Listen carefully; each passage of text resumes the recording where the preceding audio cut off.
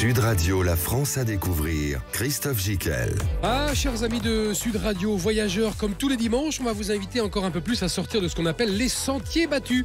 En tentant ce petit pas de côté salvateur, en voyageant différemment, en pensant autrement, vous allez, 1, vous laisser aller à la surprise, et 2, vous enrichir d'expériences nouvelles, et 3, briller dans vos dîners en racontant autre chose que les sempiternelles sorties week-end que tout le monde fait. Cette fois, nous partons pour une sorte de grand pays singulier, avec 10 millions d'habitants, aussi peuplé que le Portugal, mais sur une surface presque 8 fois moins grande. S'y expriment des formes de culture au dynamisme insolent, son terroir et sa gastronomie y sont d'un régal inventif, ses forêts majestueuses, ses châteaux somptueux, ses initiatives associatives ou collectives innovantes, ses fermes auberges, ses champs, ses rivières témoignent d'une ruralité intacte et surtout les habitants de ce territoire ne demandent qu'à vous y accueillir. C'est bien simple, l'offre de loisirs et de tourisme y est d'une richesse et d'un terrain de jeu totalement bluffante. Ne cherchez pas ce pays, il est chez nous. C'est cette région qui ceinture Paris qu'on appelle aujourd'hui le Grand Paris et que les Parisiens appellent un peu en se pinçant le nez la banlieue. Aujourd'hui, dans cette émission, c'est bien simple, la banlieue, on va forcément l'aimer car elle vit en ce moment sa plus belle métamorphose en se parant d'innombrables et surprenants attraits que nous allons découvrir ensemble dans la France à découvrir. Et pour... Sud Radio, la France à découvrir. Christophe Gicquel. Et pour évoquer ce charme nouveau de la banlieue et surtout réparer cette méconnaissance totale et crasse que l'on en a ou que l'on en avait, nous avons autour de cette table Vianney Delourme, président et cofondateur du site Enlarge Your Paris. Bonjour. Bonjour Vianney. Renaud Charles, rédacteur en chef et cofondateur du même site Enlarge Your Paris. Bonjour aussi. Et Adrien Laplanche, lui qui est fondateur du site Odos.guide et organisateur de rando vélo du Grand Paris. Bonsoir Adrien. Bonsoir. Vous venez d'où Adrien en vélo ce matin-là? Écoutez, moi j'habite à Sceaux, donc je viens de Sceaux. 35 minutes? Pas plus, tous les jours, quoi qu'il arrive, c'est 35 minutes. Ah oui, il est 17h, je sais. 35 minutes et c'est beaucoup plus rapide que les transports en commun. Rapide, fiable, agréable. D'accord. Vianney Delourme, président et cofondateur du site Enlarge Your Paris. C'était un blog associatif il y a 10 ans. Aujourd'hui, 75 000 abonnés à la newsletter, 1,5 million de lecteurs par mois. C'est quoi l'idée de ce site? C'est de changer l'image que l'on a sur la banlieue, mais pas seulement. C'est une grande bagarre qui est née, qu'on a lancée avec Renaud il y a 10 ans, effectivement, qui était de dire on regarde la banlieue comme étant un lieu d'ennui ou un lieu de danger. Souvenez-vous, il y a 10 ans, Fox News faisait une campagne médiatique disant les no-go zones de la banlieue parisienne, c'est vrai. Les coupes-gorges de la banlieue parisienne. Et il y avait ce groupe réuni par Renaud et qu'on a solidifié depuis, de journalistes travaillant pour des grands médias nationaux et disant mais en fait nous on habite en banlieue. Alors moi je suis le parisien de l'étape, mais il y avait des journalistes de tous les départements de la banlieue parisienne qui disaient mais en fait on n'habite pas ce pays qui est représenté par nos médias, donc on va donner nos coups de cœur dans un blog. Et c'est le début de l'aventure. D'accord. Renaud Charles, est-ce qu'il y a vraiment de quoi alimenter une newsletter tous les mois et un site comme Enlarge Your Paris avec entre 400 et 500 sujets par an? On pouvait se poser la question avant de le faire, et depuis qu'on le fait, donc depuis 10 ans, on a la certitude que ce qu'on fait, ce n'est pas assez. Et de toute façon, comment douter qu'un territoire de 10 millions d'habitants, donc 10 millions d'habitants, c'est juste la banlieue, c'est 12 millions avec les Parisiens, on va pas les mettre de côté, ils sont les bienvenus en banlieue, on va assez à Paris, donc on peut quand même les accueillir chez nous, et... comment douter qu'un territoire de 10 millions d'habitants, c'est un territoire où il ne se passe rien? 10 millions d'habitants, c'est plus que la plupart des pays de l'Union européenne. Absolument. C'est autant que la Grèce, c'est autant que le Portugal. Donc, ce qui manque, c'est pas l'offre de loisirs, c'est pas l'offre culturelle, c'est l'information pour avoir accès à cette offre. Absolument. Donc c'est la rencontre entre une offre et une demande. Et c'est vrai que quand on met le nez un peu sur votre site Enlarge Your Paris, d'abord vous nous expliquerez d'où il vient ce titre, on va rigoler, et on a l'impression, on est vraiment scotché et bluffé par la formidable offre culturelle, de loisirs, de sorties qu'on a à 2 pas de Paris, et donc peu profitent finalement. Enfin, peu de Parisiens profitent parce que sortir du périphérique, ça reste toujours psychologiquement quelque chose de difficile à faire. Peu de Parisiens, et finalement, ce n'est pas non plus le regard qu'on a sur la banlieue quand on est banlieusard. Si il y a 10 ans en arrière, on allait, nous, pour construire un site internet, on fait du SEO. Donc, comment être référencé pour répondre aux demandes et aux requêtes des gens qui vont à un moment arriver sur votre site parce qu'ils auront cherché à sortir en banlieue. Sauf que ce réflexe-là, il n'existait même pas. C'est-à-dire quand vous tapiez dans Google Trends sortir Montreuil, sortir Saint-Denis, sortir Saint-Ouen, sortir ici, on voyait que en fait c'était des requêtes qui n'étaient pas tapées. Alors que sortir Paris était une requête qui, elle, sortait du mois de janvier au mois de décembre. Et que si vous tapiez sortir La Rochelle, sortir Orléans, qui sont des villes parfois aussi peuplées que des villes de banlieue. Montreuil, c'est 110 000 habitants. Boulogne, c'est 110 000 habitants. Donc on est sur des villes qui comptent en France. Eh bien, sortir La Rochelle, évidemment que c'était une requête parce que La Rochelle, c'est une référence. Ce qui fait référence en Ile-de-France, ça reste Paris. Absolument. Adrien Laplanche, oui, allez-y. Oui, notre premier site internet, il y a 10 ans, c'était une carte de l'Île-de-France, c'est du Grand Paris, et on avait fait un trou au milieu, donc on l'appelait le Donuts, parce qu'on voulait absolument pas parler de l'offre culturelle parisienne. De toute façon, Paris, c'est une marque internationale, c'est une marque mondiale, c'est Paris, et on l'appelait l'étoile de la mort. D'accord. Pour nous, on était les Jedi, et on voulait emmener, déjà que les banlieusards soient fiers de leur propre territoire, et puis emmener les Parisiens, donc on a en banlieue, donc on avait vraiment fait un site avec un trou au milieu, et on plantait des petits drapeaux jaunes dans tous les lieux de banlieue qu'on avait aimés. Et donc notre objectif, c'était de recouvrir cette carte du Grand Paris et de l'Île-de-France avec plein de drapeaux et ce trou au milieu où vraiment, bon, aujourd'hui on a grandi, on n'est plus des ados, on adore Paris aussi, mais vraiment l'idée, tu vois, c'était de dire pas besoin d'aller à Paris. On a 1001 choses, et 10 ans après, on est toujours stupéfait. Ah oui, c'est incroyable. Déjà, on découvre toujours des trucs. C'est ça qui est fou. De l'offre culturelle, combien de salles de spectacles vivants en banlieue, enfin ce qu'on appelle la banlieue. D'ailleurs, est-ce qu'il faut toujours appeler la banlieue, parce que la banlieue, c'est très chargé négativement? Est-ce qu'on peut dire l'outre-périphérique? On dit Alors, quoi? ça, c'est une autre émission. Ouais. Tu pourras nous réinviter. D'une heure. Mais la sémantique, c'est absolument essentiel. Ah, carrément, nous, si on a choisi de s'appeler El Jour Paris, c'est absolument pas un hasard. C'est-à-dire qu'on n'allait pas choisir comme terme banlieue magazine, parce que déjà, c'était connoté et que cette histoire-là, elle est racontée.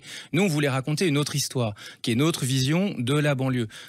Et donc, le Grand Paris, aujourd'hui, ce qui est intéressant, quand on se réfère au Grand Paris, il y a 10 ans, le Grand Paris, ça n'existait pas, ou juste dans des rapports plutôt techno. Aujourd'hui, il y a un documentaire qui vient de sortir sur France Télé, sur le rap, et le territoire de référence, c'est le Grand Paris.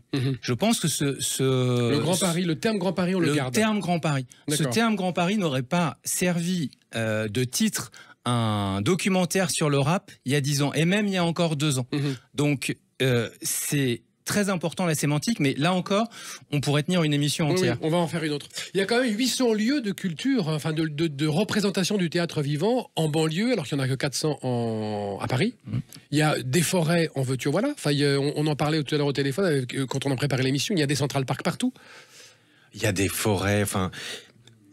Effectivement, la statistique, c'est un truc un peu froid, mais c'est vrai qu'il y a... Ça donne une idée. Il y a autant de cinéma en banlieue qu'à Paris, avec beaucoup de cinéma d'art et essai, et puis des grandes salles de cinéma où on va voir les blockbusters. Absolument. En fait, il y a une offre culturelle. Il y a des opéras en banlieue. Il y a des opéras. Massy, parlons de Massy, l'opéra de Massy.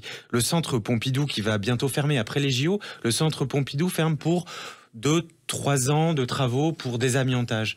Eh bien, le centre Pompidou va ouvrir ses réserves à Massy, et le centre Pompidou sera à Massy-Palaiseau pendant 3 ans. La révolution culturelle, imaginaire, va être énorme. Le muséum d'histoire naturelle va peut-être installer ses réserves à Ris-Orangis en Essonne. Croisons les doigts pour qu'il le fasse. On change. Génial. Il faut changer notre logiciel et notre façon de voir la banlieue, en l'appelant le Grand Paris déjà. Donc on dit déjà le Grand Paris, et on n'est pas peu fiers de l'habiter. Adrien Laplanche, vous l'habitez depuis longtemps. Vous êtes fondateur du site Odos, organisateur de rando vélo du Grand Paris. Et vous, votre truc, c'est le vélo partout, tout autour de Paris. Il y a des sentiers magnifiques à découvrir. Ah oui, les environs de Paris sont une région magnifique. Est-ce qu'on sait combien de kilomètres de sentiers, ou pour donner une idée à nos auditeurs, la difficulté, ça monte, ça descend, c'est assez facile? C'est plutôt facile. Enfin, ça dépend. Non, ça a la réputation d'être plat, mais quand on ne fait pas de vélo. Ah, c'est ça. Quand on fait du vélo, on sait que, en tout cas, à la région sud-ouest de Paris, c'est-à-dire plutôt vers Meudon et jusqu'à la vallée de Chevreuse, à des pentes très très raides. Mais on pas peut très dire... très longues, mais conséquentes. Mais on peut dire que le Grand Paris, c'est le terrain de jeu des randonneurs et des gens qui font du vélo, et que peu de gens le savent. C'est un paradis pour le vélo, pour la randonnée, tout à fait. D'accord. Tout à fait. On a parlé des forêts tout à l'heure. Il y a des plateaux agricoles. Il y a des paysages incroyables. De la ruralité dans le Grand Paris. Voilà, il y a des vallées magnifiques et puis tout ça agrémenté en plus de villages anciens, de châteaux, etc. Restez avec nous, chers auditeurs et auditrices de Sud Radio. On continue à vous faire aimer, je le souhaite et je l'espère, cette banlieue qu'on appelle maintenant le Grand Paris et qui regorge d'attraits que nous allons vous faire découvrir ce soir. À tout de suite. Sud Radio, la France à découvrir. Christophe Gicquel. Et nous évoquons dans cette émission le charme nouveau, et je tiens à dire nouveau car il est méconnu, de la banlieue et surtout réparer cette méconnaissance totale que l'on en a avec Vianney Delourme, président et cofondateur du site Enlarge Your Paris. Un site un peu, le titre un peu coquin pour ceux qui connaissent un peu la référence, c'est vrai. Oui. Comment on traduit Enlarge ? Agrandissez votre vision de Paris. C'est vrai qu'il y a une petite connotation un peu coquine, effectivement. Sûr, mais amusante. Très sympathique. Moi, je trouve le second degré très amusant et qui d'ailleurs éveille la curiosité. Si on avait trouvé, comme le dit Arnaud, Banlieue Magazine, c'était plus plat.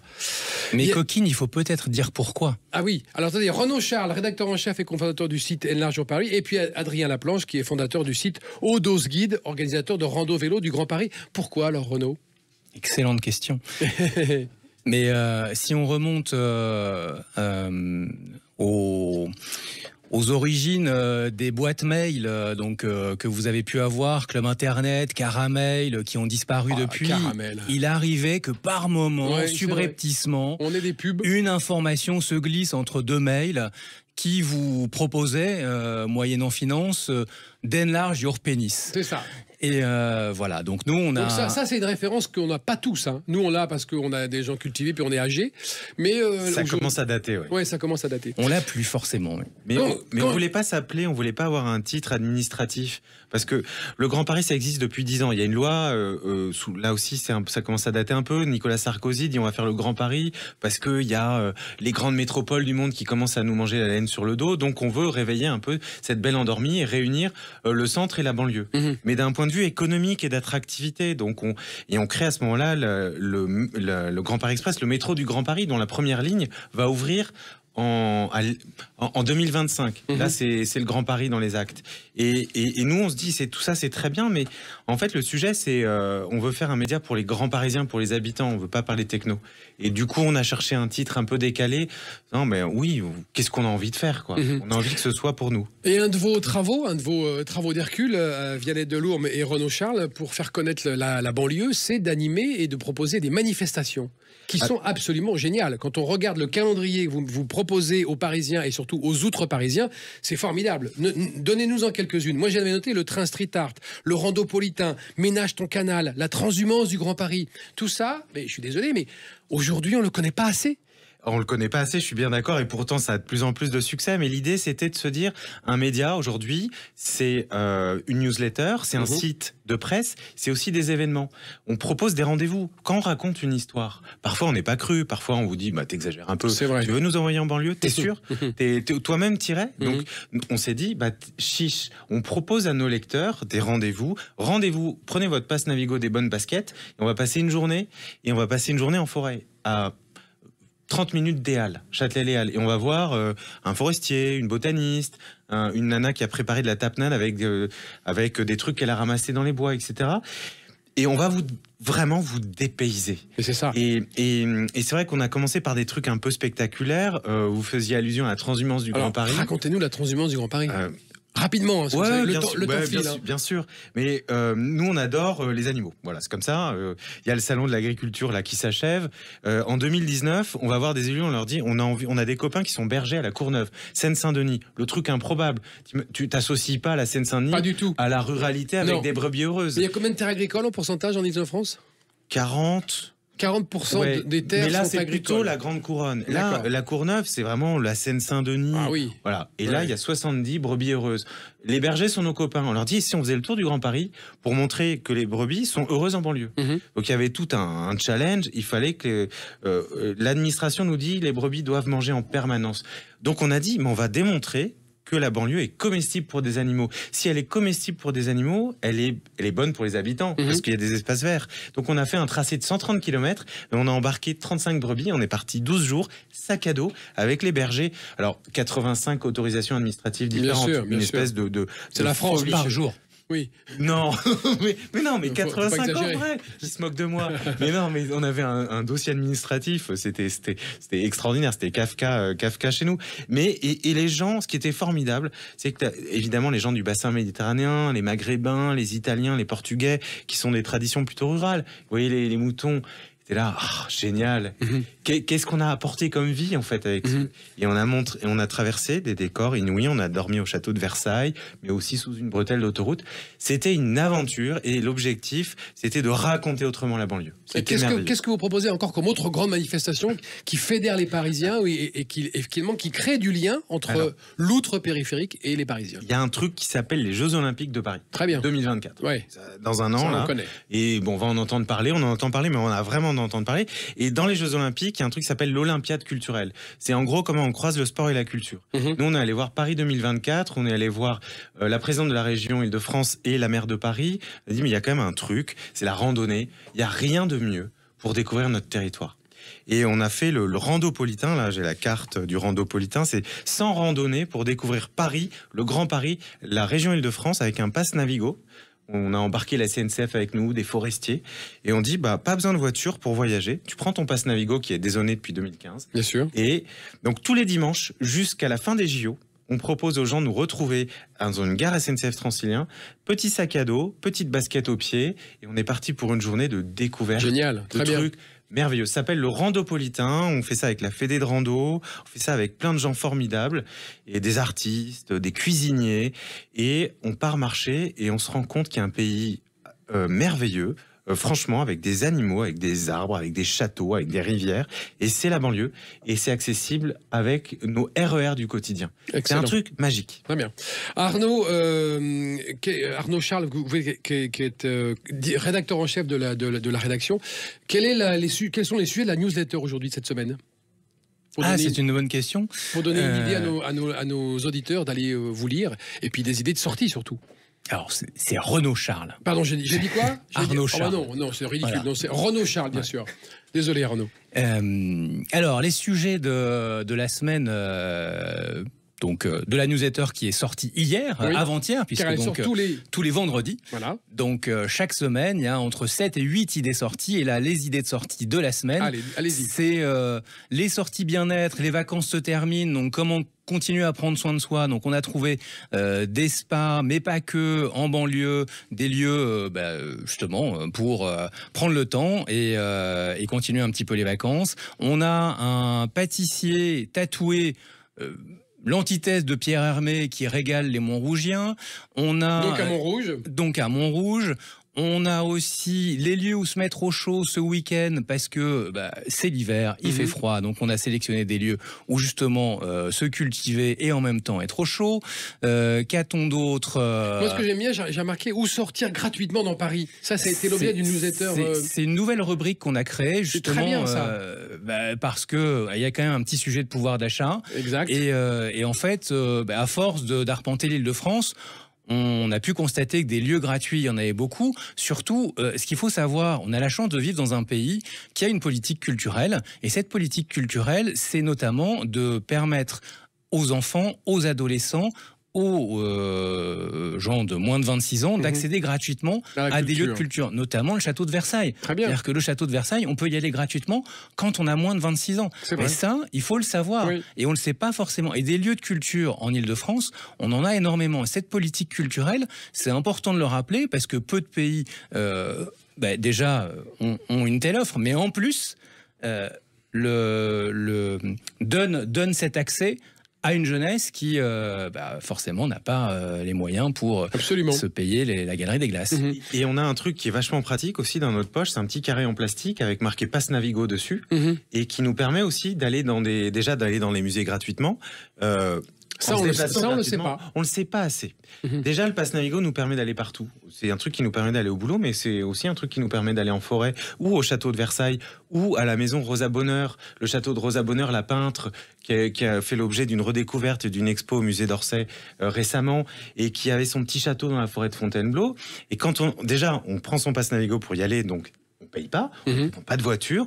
Je sais, il y a le vélo, mais quand même, les transports en commun, c'est hyper cool aussi. Et quand tu arrives à la maison Rosa Bonheur, eh ben c'est tarif réduit parce que tu as un pass Navigo. D'accord. Et ça, c'est vraiment cool. Ça crée vraiment une envie de circuler. Ça fait partie des outils pratiques qui nous permettent d'aller sortir et d'aller un peu plus loin dans l'exploration de ce qu'on appelle le Grand Paris. Oui, il y a 15 ans, les cartes des transports en commun, en banlieue, il y avait Euro Disney, le château de Versailles. Terminé.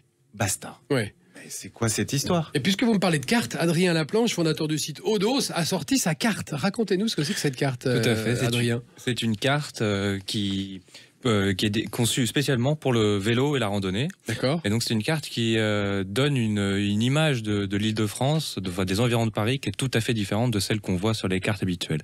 Elle a 3 particularités principales. La première, c'est elle vous aide à trouver les chemins tranquilles à l'écart des grands axes. On sait que quand on fait du vélo, ce qui est important, c'est d'être en sécurité, c'est d'être dans un endroit tranquille. Surtout si on a des enfants. Voilà. Des ados. Exactement. Alors c'est pas du tout une carte qui liste les aménagements cyclables, mais plutôt qui vous aide à trouver les chemins qui sont tranquilles. D'accord. Ça c'est la première chose. La deuxième caractéristique, c'est qu'elle met le relief en lecture directe. On en parlait du relief tout à Ça c'est l'heure. vachement bien. Oui, je l'ai vu la carte, donc elle est un peu plus marron quand ça monte. Exactement, c'est comme une carte physique, comme sur un atlas géographique. C'est les représentations du territoire auquel on est habitué à l'échelle d'un pays, à l'échelle d'un continent, mais rarement à l'échelle d'une région comme l'Île-de-France. Donc on voit très bien les cours d'eau, les vallées, et puis les côtes les plus importantes qui, en Île-de-France, sont rarement très longues, mais peuvent être assez raides. Donc ça, c'est la deuxième particularité. Et puis la troisième, ce qui rejoint un petit peu le sujet d'Enlargure Paris, c'est-à-dire la culture, où elle est. La troisième, c'est toute une couche d'informations sur l'architecture, à la fois ancienne et moderne, qui permet de voir où est ce qu'on peut appeler ce que dans certaines régions de Paris, et notamment dans le Nord, on appelle le vieux pays, c'est-à-dire où sont les centres anciens, les villages. Et puis l'architecture moderne, qui est dans les environs de Paris, très très bien représenté, mais souvent méconnu. Absolument. D'ailleurs, restez avec nous, chers auditeurs et auditrices de Sud Radio. On va continuer à vous faire aimer la banlieue avec Vianney Delourme, Renaud Charles et Adrien Laplanche autour de cette table, et surtout à vous donner dans un instant des exemples concrets de découvertes pour l'aimer. À tout de suite. Sud Radio, la France à découvrir. Christophe Gicquel. Des façons de s'imaginer à la montagne dans le Grand Paris, les 4 sites du patrimoine mondial à visiter dans le Grand Paris, des week-ends mystères à 2 heures de Paris. Nous sommes au cœur cette fois de la découverte de la grande banlieue, de la banlieue de l'Île-de-France, avec autour de cette table Renaud Charles, rédacteur en chef et cofondateur du site Enlargure Paris, Vianney Delourme, président et cofondateur du même site Enlargure Paris, qu'on retrouve évidemment sur enlargureparis.com. Et Adrien Laplanche, fondateur du site Odos.guide, organisateur de rando vélo du Grand Paris. Alors messieurs, maintenant c'est le quart d'heure concret. Donnez-nous des idées de découvertes à faire ce week-end, le week-end prochain, des manifestations qui vont peut-être arriver. Donnez-nous les idées aux Parisiens en vous écoutant, d'aller sur votre site et d'aller partir découvrir la grande banlieue et l'Île-de-France. On commence avec vous, Vianney ? Alors, il fait pas très chaud en ce moment. Oui. Et pour autant, c'est vachement sympa de sortir. Alors, il va pleuvoir un petit peu en ce début de semaine. On va vous faire un bulletin météo, mais le week-end prochain, ça devrait aller quand même. Donc, nous, on vous invite à faire des randos. D'accord. À pied ? À pied. Concrètement, allez sur le site Enlargure Paris. D'accord. Allez cliquer sur la rubrique balade et là vous aurez des parcours adaptés à vos différentes capacités, vos envies. Si vous êtes en famille ou seul, si vous êtes un gros randonneur ou tranquille. Et là, vous pourrez trouver des idées de balade. Et ce qu'on commence à mettre de plus en plus, c'est des descriptifs de randonnée. Et vous pouvez télécharger le fichier GPX ou la carte de randonnée. Comme ça, vous l'avez dans votre téléphone. Et on vous dit, rendez-vous à la gare de Versailles. Chantier par exemple, vous n'irez pas voir le château de Versailles. Non. On va vous proposer un circuit le long de la vallée de la Bièvre avec la jolie petite rivière. Donc ça c'est de l'intemporel. Et là on est dans du paysage quoi, bucolique, petite montagne, enfin c'est magnifique. C'est magnifique. La vallée de la Bièvre c'est chouette. C'est hyper chouette. C'est une vallée qui a failli être détruite il y a 40 ans parce qu'on voulait faire des usines là-dedans, etc. À l'époque, on aimait peut-être moins le bucolique banlieusard. Oui, c'est vrai. Et aujourd'hui, c'est patrimoine mondial de l'UNESCO. Hein. C'est un site classé. C'est vrai. 25 ans pour classer la Bièvre. Et aujourd'hui, vous baladez. Et Adrien Laplanche, facile en vélo ou pas ? Alors moi, j'habite juste à côté, donc j'y vais tout le temps. en bas, au fond de la vallée, c'est facile. C'est top. Si vous vous amusez à monter, à redescendre en permanence, vous allez vous faire les mollets. D'accord. Justement, ce week-end, dimanche prochain, on fait la deuxième rando de Randopolitain de cette année. Cette année, on a un programme de dingue. On fait la ceinture verte francilienne. C'est un truc que les franciliens, les parisiens connaissent pas. Mais il y a 40 ans, les élus ont dit on va protéger toutes les terres agricoles et les forêts qui se trouvent à... En plantant. Non, qui existent, Ah oui, mais on va les protéger de l'urbanisation. On va faire une loi, on va faire des règlements administratifs, Très bien. je vous passe les acronymes. Et entre 10 et 30 km de Paris, tout ce qui est vert, naturel, on va essayer de le préserver du béton. Et aujourd'hui, on a un truc de malade qui s'appelle la ceinture verte francilienne, qui va peut-être nous permettre... Que peu de monde connaît. Que personne ne connaît, à part quelques urbanistes hyper spécialisés et des élus. Et cette année, depuis le dimanche dernier jusqu'au 21 novembre, tous les dimanches, on vous donne rendez-vous pour faire un bout de ceinture verte. Et alors, tu parlais, Adrien, de la vallée de la Bièvre. Ce dimanche, on est sur le plateau de Saclay. Le plateau de Saclay, il porte bien son nom. Hein. Tu grimpes à fond, tu te chauffes bien les mollets et ensuite, tu arrives au milieu d'un troupeau de vaches. C'est la ferme de Villetin, qui est une ferme cueillette où on fait un des meilleurs smoothies du monde avec le lait de vache du... 15 km de Paris. Le lait de vache de la ferme de Villetin avec le petit smoothie à la vanille. On peut aussi acheter le meilleur cidre fermier de la terre en dehors de la Bretagne. On va pas s'attirer de problème avec les Bretons. Et cette cueillette, en fonction évidemment des saisons, on va y cueillir ceci et cela, les fraises ou les pommes. Mais toute l'année, il y a un très bon marché fermier. Et voilà, tu fais ta petite rando depuis Versailles-Chantier, tu montes sur le plateau. Là, tu traverses la vallée de la Bièvre. Tu traverses la Bièvre, magnifique. Tu remontes sur le plateau. Je chie un peu, mais en même temps, c'est beau. C'est très, très beau. Enfin, franchement, j'y étais la semaine dernière, j'ai croisé plus de biches que d'habitants. D'accord. Alors, il faisait 0, hein, donc c'est peut-être normal. Mais c'était... Voilà, et c'est ça, la banlieue. C'est la banlieue, c'est de la banlieue, tout ça. D'accord. Et Adrien Laplanche, vous nous donneriez quoi comme conseil, vous, de découverte de vélo ? Alors, l'Île-de-France est inépuisable. C'est ça. Pour essayer d'illustrer l'Île-de-France et puis de rendre la carte que j'ai construite plus concrète, j'organise tous les dimanches matins des balades à vélo, pour le coup, exclusivement, sur des formats différents. C'est-à-dire que le premier dimanche, donc ce matin, c'était promenade urbaine. On était à La Défense et à Saint-Cloud, au départ de Paris, en sortant de Paris par des vieilles rues, par des vieux chemins. Et puis, en allant découvrir l'architecture, la banlieue aux portes de Paris, donc La Défense, c'est pas la peine de la présenter, le parc de Saint-Cloud avec ses vues magnifiques sur Paris. Le deuxième dimanche de chaque mois, c'est une sortie route. Pour le coup, on fait 100 km également au départ de Paris. On a été à Saint-Germain-en-Laye, sur la boucle de Saint-Germain, vers Maisons-Laffitte et Poissy. Le mois dernier, et la semaine prochaine, on va vers l'Isle-Adam. D'accord. Et puis le troisième dimanche du mois, c'est une sortie gravel, c'est-à-dire on n'est pas ce que c'est qu'un gravel. Voilà, on n'est pas sur du VTT. C'est un vélo. On est sur un vélo qui a un peu un profil de vélo de course, mais qui a des roues plus épaisses. D'accord. Ce qui vous permet finalement de sortir du bitume sans aller non plus sur des terrains trop rocailleux, même si certains aiment le pousser un peu plus loin. Mais on manque de stabilité. On manque de stabilité sur les racines ou dans les cailloux. Et puis le quatrième dimanche du mois, c'est une sortie VTT. Pour le coup, on peut effectivement rouler en Île-de-France en ne faisant que croiser les routes et en étant en permanence dans la nature. D'accord. Renaud Charles, rédacteur en chef du site Elle Large Paris. Comment on arrive à enfoncer le clou un peu plus tout le temps pour changer l'imaginaire sur l'Île-de-France ? Parce que c'est ça le problème. Il y a beaucoup d'offres, il y a peu de demandes entre les deux. Entre les loisirs, il y a énormément de loisirs, énormément de terrains de jeu et ça reste quand même quelque chose de méconnu. Il y a un déficit d'information. Il y a 12 millions d'habitants, mais finalement l'information, l'accès aux lieux, aux événements, il est compliqué parce que l'un des points de départ d'Enlarge Paris, c'est très anecdotique, mais je vous le partage.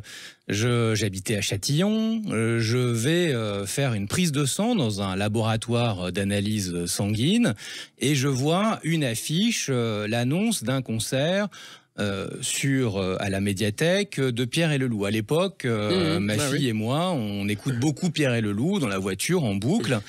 Et en sortant du laboratoire d'analyse médicale, je me dis, mais zut, en fait, cette information-là, je ne l'aurais pas eue si j'étais pas allé faire une prise de sang. Et donc aujourd'hui, au XXIe siècle, le prescripteur culturel en banlieue, c'est le laboratoire d'analyse médicale. D'accord.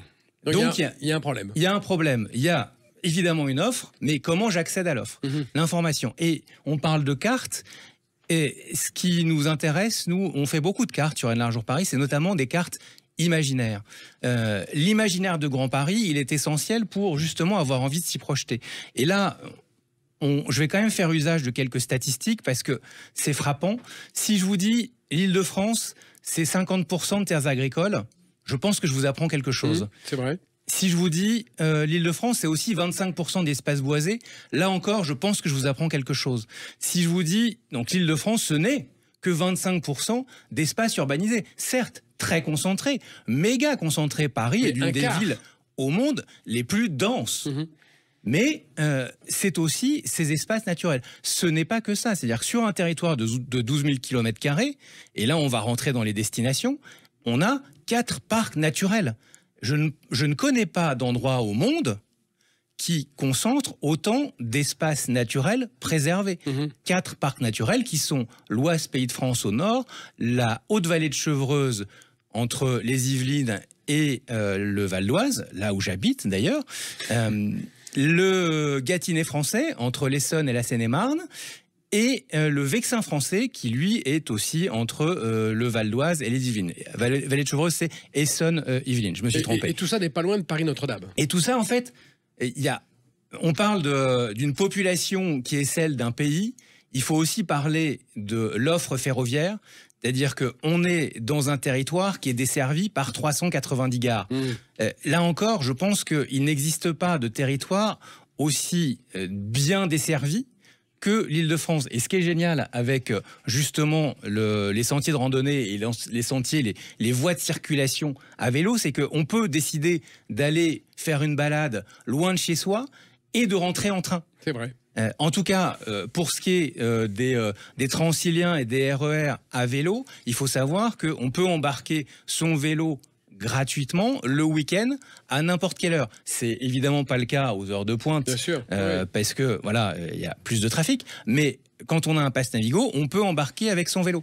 Et donc, on a accès à une diversité de paysages. Voilà, l'un des paysages les plus frappants de l'Île-de-France et qui fait partie maintenant de mon imaginaire du Grand Paris, c'est les falaises du Vexin français qui tombent dans la Seine. Moi, j'ai l'impression d'être Gargantua et d'avoir des meringues géantes qui sont là face à moi.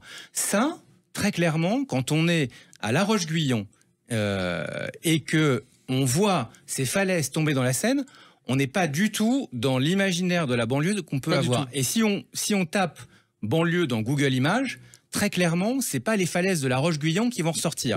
C'est plutôt une image de la banlieue très dure, voire misérabiliste.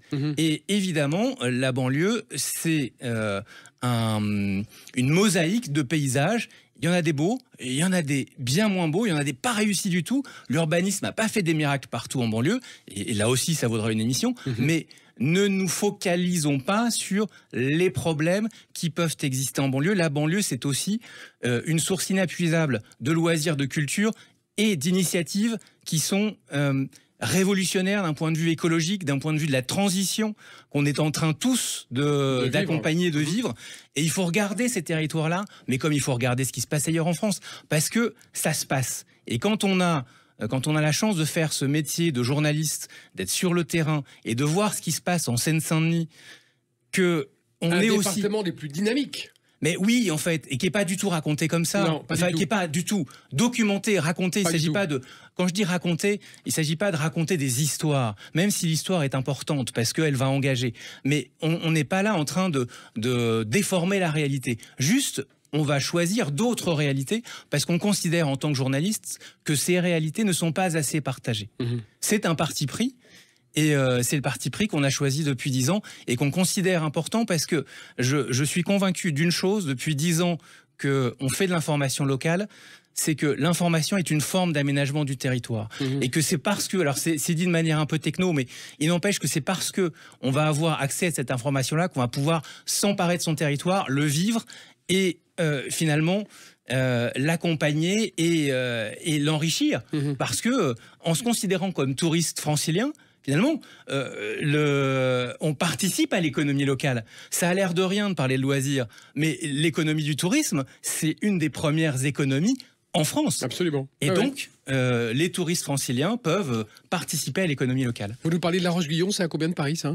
60 km. D'accord, donc en train, c'est quoi ? C'est 30 minutes. Alors en train, non, il n'y a pas une gare directe. Donc c'est plutôt, là, il faudra plutôt prendre le vélo, descendre à Bonnières-sur-Seine. Très bien. Et ensuite aller à vélo. Ou à Mantes-la-Jolie, on n'est plus très très loin. Parfait. Restez avec nous, chers auditeurs de Sud Radio. On se retrouve dans un instant pour continuer à vous donner des idées concrètes pour découvrir cette magnifique région, ce territoire méconnu qu'on appelle le Grand Paris ou la banlieue. À tout de suite. Sud Radio, la France à découvrir, Christophe Gicquel. Et avec nos invités, Vianney Delourme, président et cofondateur du site Enlarge Your Paris, Renaud Charles, rédacteur en chef et cofondateur du même site, Enlarge Your Paris, et Adrien Laplanche, fondateur du site Odos.guide, organisateur de rando vélo du Grand Paris. On vous donne cette envie, cette volonté de découvrir ce qu'il y a autour du périphérique et qui est une région assez formidable. On parlait de la Seine-Saint-Denis, mais on parlait aussi de l'image qu'il faut que l'on change sur la banlieue. Et une initiative est assez intéressante que j'ai notée, qu'on vous doit d'ailleurs, c'est les panneaux de signalisation. Panneaux de signalisation. Qu'est-ce qui s'est passé avec ces panneaux de signalisation ? On a trouvé une façon originale, amusante et informative de renseigner les gens sur les attraits touristiques au départ de Paris. Comment on s'y prend ? Et quand vous êtes à Paris, vous n'avez aucune information sur ce qu'il y a à voir en banlieue. Non, on voit des panneaux le Louvre, on voit des panneaux, on voit des panneaux sur les grands quartiers de Paris, et ce qu'on a remarqué, c'est que l'envers de ces panneaux n'était pas utilisé. Donc on s'est dit, mais on va les utiliser pour transmettre de l'information et donc flécher des lieux en banlieue. Et ces lieux de banlieue, on va les associer avec des lieux parisiens. Exemple, on parle du parc de Sceaux. Le parc de Sceaux, on l'a fléché depuis le jardin du Luxembourg. Donc il y a un panneau qui flèche je ne sais plus quel quartier de Paris. Nous, on s'est servi de l'envers. On montre la direction du parc de Sceaux et on ne fait pas que dire parc de Sceaux. On va aussi donner le temps de parcours en transport en commun, la gare d'arrivée, le nombre de kilomètres à vélo, et puis la petite légende pour justement commencer à inscrire le parc de Sceaux dans l'imaginaire, dans la carte mentale du Parisien et du Grand Parisien. C'est le parc de Sceaux, c'est 6 à 8 fois plus grand que le jardin du Luxembourg. Donc quand il fait beau et chaud, qu'on n'a pas de place au jardin du Luxembourg, le Luxembourg est à 25 minutes en RER B du parc de Sceaux. Donc savoir ça. Quand je disais l'information est une forme d'aménagement du territoire, quand on sait ça, on peut justement arbitrer entre pas de place au jardin du Luxembourg et de l'espace au parc de Sceaux. Et donc cette signalétique devrait être relancée cette année dans Paris, avec en plus en perspective les Jeux Olympiques. Donc on va flécher également les sites olympiques d'ores et déjà accessibles pour les grands Parisiens. On peut faire aujourd'hui du vélo sur le vélodrome olympique. On peut faire aujourd'hui du canoë sur la rivière olympique. Les sites olympiques sont accessibles au public. Déjà. Pour 10 balles. Hein. On va à la gare de Vert-Torcy en train avec son passe Navigo. On réserve le petit passage je crois que c'est l'UCPA qui gère le site. Et pour 10 balles, tu fais la descente de la rivière olympique. Aujourd'hui. Vianney Delourme, justement, président et cofondateur du site Enlarge Your Paris. C'est quoi Ménage ton canal ? Alors Ménage ton canal, c'est une initiative. On est écolo de cœur depuis toujours. Et d'ailleurs, on parle beaucoup de rapport à la nature dans tout ce qu'on partage depuis tout à l'heure. Et il y a un endroit très important pour nous, c'est les canaux parisiens. Canal Saint-Martin, Canal Saint-Denis, Canal de l'Ourcq, parce que d'abord c'est des lieux de vie qu'on adore, c'est des anciens équipements industriels, c'était fait pour apporter la nourriture à Paris. Ils ont failli disparaître dans les années 70, il y a des plans d'aménagement de Paris. Pour les recouvrir. Ils devaient être recouverts d'une autoroute. Absolument. Donc quand même la folie furieuse. Bon, heureusement ça s'est pas fait. Et puis ensuite ils ont perdu leur sens et maintenant les habitants de Seine-Saint-Denis, on en parlait tout à l'heure, se le réapproprient et de Paris évidemment. Bien sûr. Et c'est un trait d'union entre l'intra et l'extramuros. Donc qu'est-ce qu'on fait ? On dit, nous chaque année, on propose à nos lecteurs et puis à qui veut de nous rejoindre avec des associations, des sportifs, des élus, des techniciens, les services de nettoyage de la ville de Paris et de la Seine-Saint-Denis, et on va ramasser les merdes qu'on laisse tous, plus ou moins volontairement. Mais alors, ça va dans tous les sens. On fait venir un scaphandrier. On a ramassé 150 Vélib l'année dernière, en 1 heure. Un écran plat taille XXL. On a des canoës-kayaks avec des gars qui ont des filets pour ramasser les petites cochonneries qu'on jette. Parce qu'on va boire un coup au bord du canal et puis on oublie un morceau, je sais pas quoi, le couvercle de la bouteille et tout. Et donc, on fait ça, on a remonté 10 tonnes l'année dernière. Cette année, c'est le 24 juin, donc rendez-vous le 24 juin. Et puis, comme on aime aussi les trucs sympas, on aime s'éclater, on a dit, mais si on se comporte bien, si on est bienveillant envers notre environnement, il nous le rend bien. On sait qu'on va avoir des étés de plus en plus chauds. Quand on voit de l'eau, on a envie de se rafraîchir. Or, vous savez que depuis 50 ans, les autorisations de se baigner en rivière, ça se ferme c'est interdit, quoi, pour des raisons de pollution, de sécurité et tout. On a obtenu, c'est un truc de dingue, on a obtenu l'autorisation de couper la circulation fluviale 1 à 2 après-midi par an sur le canal Saint-Martin et d'ouvrir une espèce de piscine spontanée au jardin Villemain, à 2 pas de la gare de l'Est. Il y a le petit Zodiac de la sécurité civile qu'on fait venir. On fait installer 2 pontons en plastique en mode Omaha Beach, mais tout doux, pacifique. Et les habitants du coin débarquent en tongs et en serviettes de bain.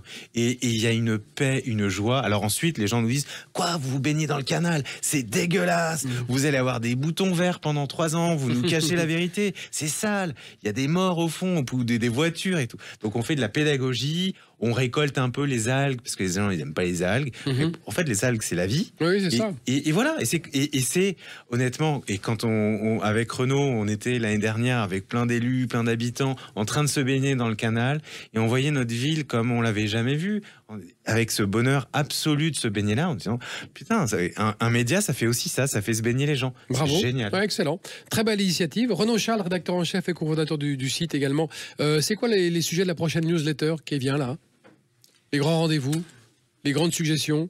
Les prochains sujets, alors ce qu'on va faire, là je vous le donne vraiment, c'est une exclusivité. C'est un scoop mondial. Ouais. On va commencer en fait à partir des grandes gares parisiennes à raconter les destinations accessibles en train. D'accord. Et on va prendre gare de l'Est, on va prendre gare du Nord, on va prendre gare de Lyon et on va dire, voilà, à partir de là... Toujours dans le Grand Paris? Toujours dans le Grand Paris. D'accord. On va vous dire... quoi faire le temps d'un week-end oui, parce que c'est vrai que ça manque, ça. C'est-à-dire qu'on sait qu'on va à Marseille depuis la gare de Lyon. Oui, c'est ça. Mais est-ce que on sait que la forêt de Fontainebleau, c'est aussi gare de Lyon? Oui. Est-ce qu'on sait que Auvers-sur-Oise, c'est la gare du Nord? Est-ce qu'on sait que le parc naturel de la vallée de Chevreuse, c'est la gare Montparnasse? Gare Montparnasse, c'est la Bretagne, c'est pas le parc naturel de la vallée de Chevreuse. C'est vrai. Et donc, on va commencer à documenter ces sujets-là. Mais ce que je trouve stimulant, en fait, vraiment dans ce qui nous réunit aujourd'hui, c'est que ce sont des initiatives qui viennent d'habitants, de journalistes. Et ce qui permet ça, c'est quand même le numérique. C'est-à-dire que on a pu se faire connaître parce que justement on a pu prendre la parole à travers les réseaux sociaux, même si Adrien a une carte mais sa manière de prendre la parole, c'est évidemment d'aller se faire connaître sur les réseaux sociaux. Il a un site internet, nous avons un site internet, nous avons un média, et je trouve extrêmement stimulant en fait l'économie dans laquelle on se trouve et finalement le siècle dans lequel on est, même s'il est plein d'anxiété, il est aussi plein de possibilités.